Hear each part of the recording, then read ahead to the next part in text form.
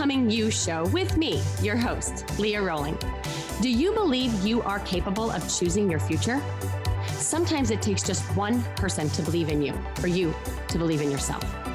If you find yourself continuing to say, someday I will take better care of myself, only to continue living the same day over and over and over again, then you, my friend, are in the right place.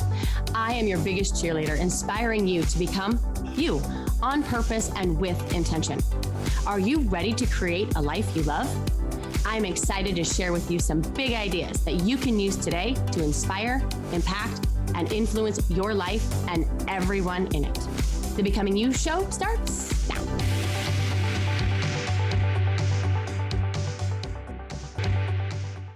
Hello, my friends. How are you?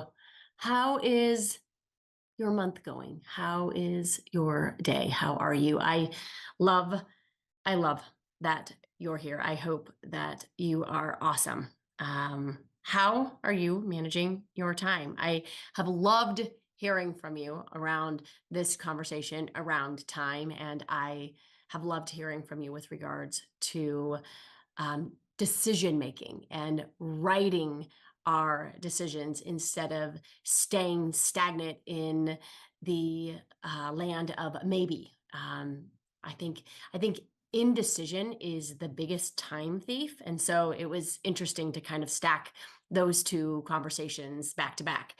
But I was talking with my kiddo the other day, and we were talking about if we could either pick to go back in time or go into the future, what would we pick and why?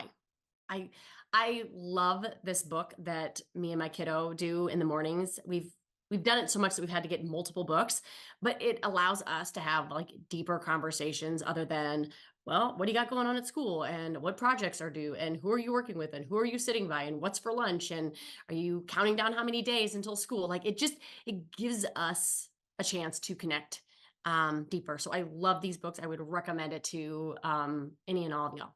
But in this book, that's what it offered, right? And do you want to go to the past or do you want to go to the future? So for me, I wanted to go back into the past, right? And Max wanted to go into the future. And I thought that was interesting in and of itself, right? I wonder what the percent is of all adults that would want to go back to the past and or the future. Like truly, what would you choose? I would love to know. Like DM me, find me, email me. I would love to know, because not that I'm going to make this a big thesis that I'm going to defend, but I actually really think most adults would go to the past. And I want to kind of walk through and navigate that on today's show and in this conversation. So I chose my past. And the reason why was to be more intentional, to be more present in everything. And I would say that I live pretty intentionally, but as I'm navigating like all of the senior firsts, I find myself reflecting back on what I would give to go back and in time and spend more time with all of my kids in all of the ages, to spend more time with my mom, to take in the moments longer, to take all of the things that I've learned and have integrated back in time, right? To journal more, to be okay with just being and not being busy, right? And although this conversation, it didn't trip me up, it didn't keep me in a world of regret, right? It did provoke an opportunity to journal about what exactly is the past and how it exists in our present. And so in all of my journaling attempts, like it is my hope to bring the conversation forward to you, to any of you that kind of live in the past with regrets and that false argument that we tend to have with ourselves. I have done a tremendous, friends, a tremendous amount of work navigating regrets, regrets of relationships, regrets of conversations, regrets of expectations, regrets of my career, right? So I thought I would just bring this conversation forward today. So let's talk about it. What is your past? What is it? Have you thought about it? I want you to consider that your past, and I say this with all the love in the world, is over. It is. It's over. It no longer exists except in your mind, right? All you have is now, right? And your future is in your imagination. So all you actually ever have is in this moment. And in this moment, all you have is your thoughts that you are thinking, right? People will come to me and they'll say things like, I just feel so disappointed about how our marriage ended, or I just feel so taken advantage of by my employer. Okay? And here is what I want you to know. You are not disappointed because of your past. You are disappointed because of your now thoughts about your past. This is a huge, huge, huge, huge distinction, because the only way your past exists at all is in your thoughts about it in the now. Otherwise, it doesn't affect you in any way, right? Your thought right now about your past does affect you, okay? All of your thinking affects you deeply in this moment. But what has happened to you in your past doesn't. Why is this so important for you to understand? Well, because if your past actually can hurt you in the now, you will forever be at the mercy of whatever your past holds. If, however, the only thing that is hurting you right now is your thoughts about the past, you become brilliantly empowered, because our thoughts are all just optional. Okay. So, to repeat, it's really important that you understand this, friends. Your past is over, it doesn't affect you. And then there are your current thoughts about your past, which do affect you. There's no past feelings. There's no future feelings. There's only now feelings with now thoughts. And here's the thing. I'm not asking you to think happy thoughts about your past if you don't want to, but the invitation is to think intentionally about your past, to think it in a way that allows you to feel what you want to feel. And I know for me, regret, indulgent anger, frustration, bitterness, judgment, blame, they just don't look good on me. They're just not good looks for me. They made me bitter. They made me showing up for my future way harder, right? And again, I'm not trying to be insensitive to whatever it is that you have endured. I'm trying to inspire what it is that you deserve. Okay. So when you think about your past, what comes to mind? If I asked you about your childhood, what would you most likely tell me? Right? You would most likely tell me a story of your past, right? I have always had a few, right? Stories about my dad, stories about my sister, stories about my brother, stories about my mom, stories about my hometown, right? Literally, I wrote all of these stories in my book, No One is Coming to Save You. Okay. If you haven't ordered it yet, I walk through all of these stories through pillars of self-awareness and self-acceptance and self-awakening. It was a really, really fun book, you guys, for me to write, because it helped me bring the peace that I'm looking to offer you in this podcast. If I asked you what happened to you when you were a child, you would most likely tell me your story, your version of your past, right? And here's the thing. I could ask your mother, I could ask your father if they were alive, and they would have a different version, guaranteed. And people don't like it when I say that. They don't. But it doesn't make it any less true. And friends, it doesn't invalidate your experience. No one can validate you other than you. Your past exists in your mind, right? Just as their past exists in their mind, right? And it's really important for us to understand that. And then there's what you make it mean about yourself and what you make it mean about your life, right? And what you make it mean about the world at large, and whether or not it is something that you can trust. Clients will tell me all the time that I have really old wounds. I have really old pain. I have a lot of hurt from my past. I'm harboring a lot of hurt. And there's no such thing. We have to know this. Feelings are always in the now. There's no such thing as past feelings or future feelings, right? And I've said that multiple times already on the conversation because it's so important for us to understand, because we have not been conditioned to think that this is true, okay? So again, no such thing as past feelings or future feelings. There's only now feelings because of now thoughts. You have a feeling that you experience in this moment. It's not an old feeling. It's not a feeling from when you were 8, right? And you're experiencing it all over again, okay? There's the feeling you had when you were 8, and that's over. And then there's the feeling that you have now. And the only way you can have a feeling now is if you think about something that causes you to have that feeling, right? You're not experiencing pain from the past. You're experiencing present pain, okay? The pain that you are creating with your mind today, okay? And it may be similar, right, to the pain that you had when you were 8 years old, but it is not the same. It is new pain, pain in this moment, pain that you are creating with your current thinking. And that is incredibly life changing to know. When I was writing my book, like I got my sister's experience, her recollection of the events that transpired growing up together, completely different from my thoughts that made up my experience.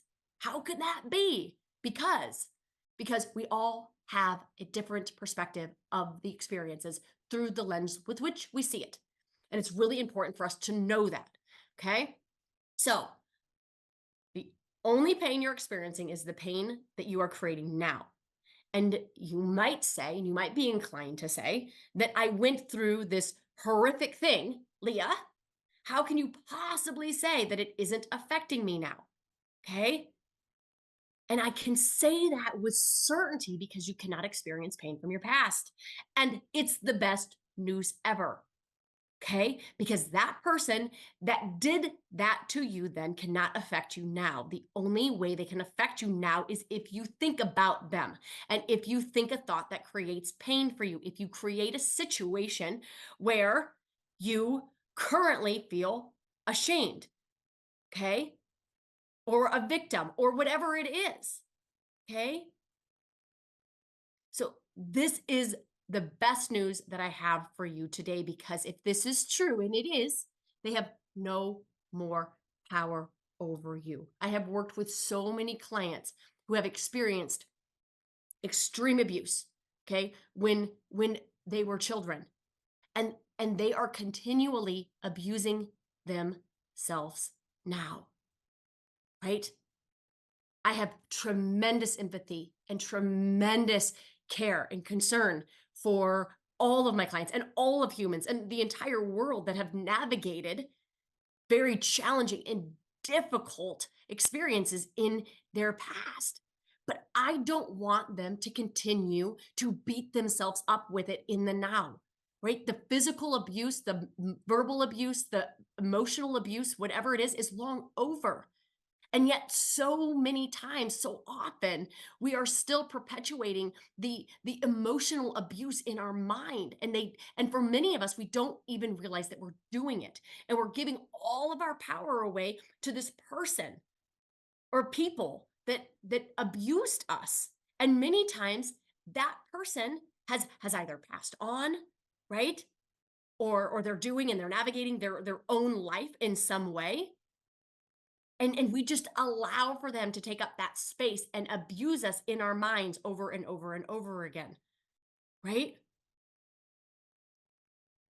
And so I really wanted to share that it's really important that we understand that. So if this is true, Okay. How can we use our past in a way that allows us to stop causing ourselves pain? Okay. Well, first we have to take a look at it, right? And I'm not suggesting that you have to publish a book to do so, although it's a super fun goal, and it really opened up my eyes to the experiences, to the stories, and to the pain that I did not know that I was harboring. Okay. So we have to look at your past. How do we want to use it? Okay. It's yours. It's yours. No one can change it. You get to decide what you're going to make your past mean in your life. You get to decide whether you're going to be the hero of that story, using your past to shape the potential of your future, or the victim, using the past to confine you to an identity of pain. And here is the best news. You don't have to go to the past to heal it. You don't have to go back there. You just have to go to the now thoughts to understand it. Okay? There were lots of things that I couldn't even remember about my past. Like I couldn't remember lots and lots of things. I'm sure I probably blocked it all out. But I could just go to my now thoughts and make peace with whatever those thoughts were. And please also understand there are exceptions, right? If you have had tremendous physical and emotional trauma, like post-traumatic stress or anything related, those are not, friends, those are not the conditions that I'm speaking of. Okay. There's so much therapeutic and trauma healing that can be done. So if you've experienced any of those types of traumas, please invest in a good therapist because you deserve that level of healing. That is not, that's not what I'm talking about on this podcast. Nor do I claim to be a therapist of any kind, right? But most people come to me handcuffed to a painful story about their past and what they have made it mean about their life. And that is what I'm talking about. That is completely optional. You get to change the story. You could want to believe that your past has made you strong, that your past has made you capable, that it has made you that gritty, resilient person that you are today. And then once you think that and practice believing that, you could go look for evidence for it because you will find it. And then you get to retell your entire story of your life in the way that ultimately serves you. Okay. That gives you thoughts, that builds these feelings of positivity and strength. Okay. A story that allows you to kind of really be the beacon of hope for others, to allow your pain to be purposeful, to draw strength from struggle, and to remind yourself just how flippin' brave and courageous you are. You get to be the storyteller. You get to choose what you want to include or what you want to leave behind. You don't need a good reason to do so. You, my friend, are the reason to do so. You deserve the peace and the freedom, right? That sit truly on the other side of that painful story that leaves you unnecessary and stuck. Okay. I called this podcast Change Your Past. And the reason I did is to invite you to the opportunity to do just that. I realize that you're not able to go back and physically change what has happened in your past, but you absolutely get to change how you want to show up emotionally, mentally, with regards to it. You get to determine the meaning that you would like to give it. Nothing, truly, friends, nothing has been more powerful in the evolution of me than redefining my past. And you redefine your past by simply becoming aware of the story that you offer about it. Okay? Like I mentioned, there are going to be certain parts of the story that you keep and others that you get to retranslate into an opportunity for the growth and the expansion that lies on the other side of that chapter.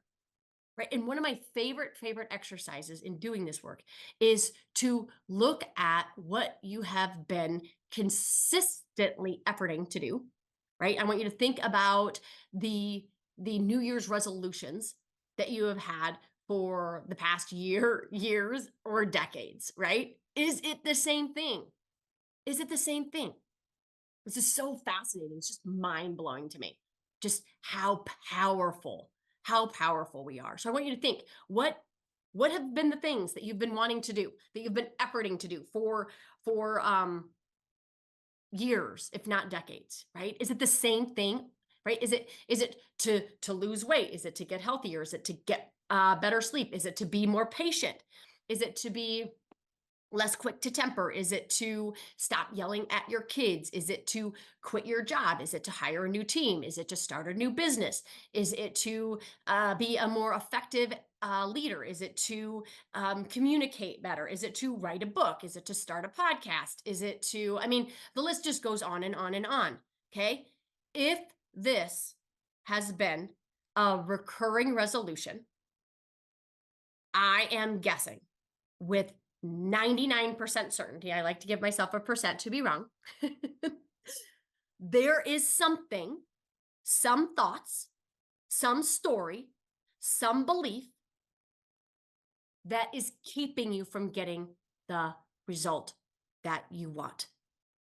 So for today, the work is to start believing that your past, okay, what you have done or not done, has zero impact on what is possible for your future. Okay? Whether or not you have never, ever, ever have been able to lose weight. Maybe you've never, ever, ever been able to manage your anger, or maybe you haven't started that podcast or wrote that book, right? Too many people use the excuse that they've never been able to, right? Or maybe they have and they've regained it back, or they started a podcast, but they couldn't get it going with any level of consistency. Okay. Your past successes and failures don't predict your future unless you believe that they do. And the reason that you are not making progress on your resolutions is because at some level, we don't believe progress is possible. That's it. Period. That is it. Because we have a story, a very painful story, that robs us from the invitation of our potential. That's it. That's what is going on. Doing this work, right? It seems easy enough, right? Change your belief that it's possible. Easier said than done. You want to know why? Because you can't believe in something new without redefining it. You can't pretend to believe. You can't fake a new belief. Believing new things, my friends, is a skill. It is a practice. It is an unlearning and rediscovering.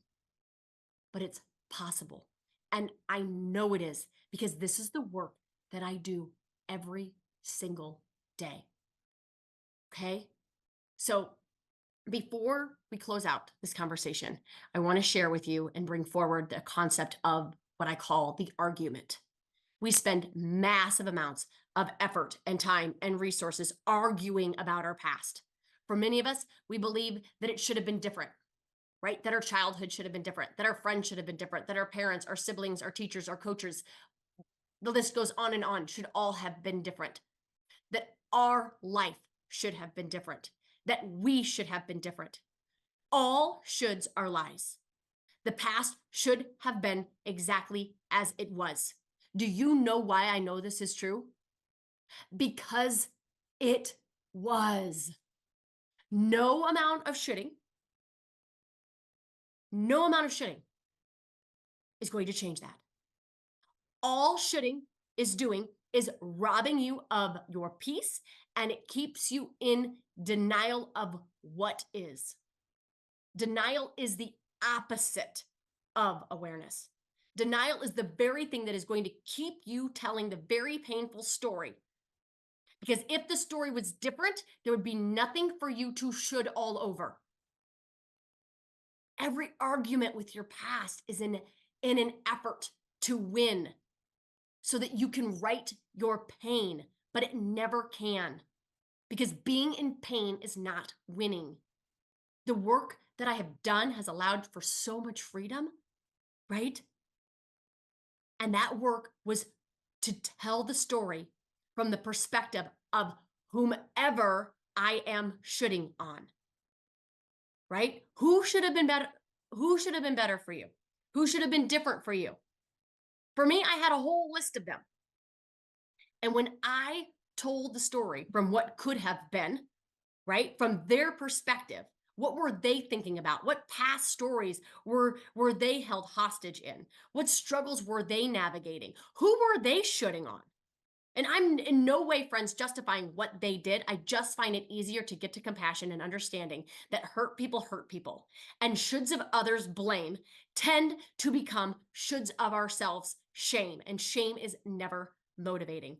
Shame never invites our best self to the party, to the experience our life. My dad was riddled in it. He truly believed that my brother should have been the son that he wanted. And my brother, Bob, was never going to be the son that my dad wanted. And because of that, my dad was never who he wanted to be.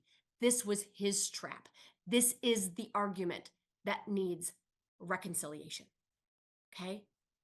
That reconciliation is available to you, my friends.